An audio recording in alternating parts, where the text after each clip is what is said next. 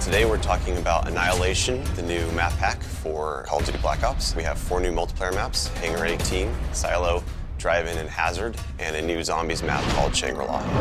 Hangar 18 is based in the highly controversial Area 51, and it has a lot of Easter eggs that play up the conspiracy theory aspect. Hangar 18 is a medium-sized map. It has a pretty classic multiplayer gameplay structure. All the paths lead through and around the hangar. It kind of caters for all game types. You've got your close quarters going through the hangar. You've also got some sniper points as well. Strategically, you want to hold down the hangar.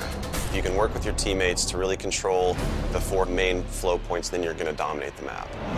Silo is based on a Russian underground nuclear missile silo construction site. It's probably one of the largest maps in the entire game. Silo favors players who take their time because there's a lot of flank routes and a lot of interconnecting paths. So players who are smart and use decoys and pay attention to the mini-map are going to be more successful. You can't really stick around in one place for too long because you're going to get shot from multiple angles. You really need to learn how to play the map, how the paths flow, and you need to stay on the move.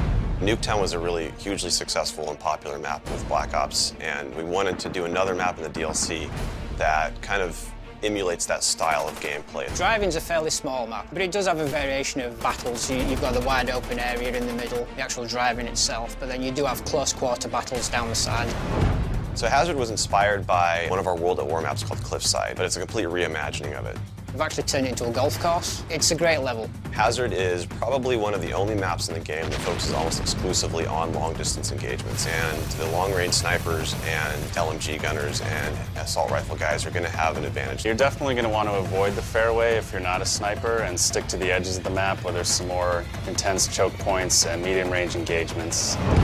The story in Shangri-La is shrouded in mystery. I love to leave it up to the fans to derive their own ideas from it and also discover the facts that we put in there. I hope they really get the sense that we've taken this to just a whole nother level with the new weapons, the new environment, the new ways of getting around the map and things like that. There's a lot of holding areas, escape hatches, and things that let you get out at the last minute, which is a contrast to Call of the Dead, where it was a very wide open map. This is a much tighter map. Don't hold out too long. If things look like they're getting rough, get out of there. It's time to go. With Annihilation, we had a goal that we really wanted to push the visuals in all the maps. Each map feels very unique from one another. They feel like the kind of maps that you just want to spend a lot of time in. Annihilation hits Xbox Live Marketplace on June 28th.